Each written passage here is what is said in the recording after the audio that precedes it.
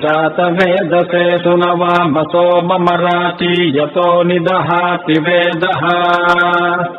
स नः पर्षदति दुर्गाणि विश्वानावेव सिन्धुम् दुरितात्यग्निः तामग्निवर्णाम् तपसा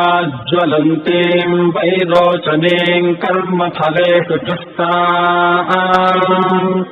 दुर्गाम् देवीगुम् शरणमहम् प्रपद्ये सुतरसि तरसे नमः अग्ने त्वम् पारयानव्यो अस्मान् स्वस्तिभिरति दुर्गाणि विश्वाः ओश्च पृथ्वी बहुला न पूर्वी भवतो कायतनयाय संयोः विश्वानिनो दुर्गः जातवेदस्मिन् धुन्ननावा दुरितातिपर्षि अग्ने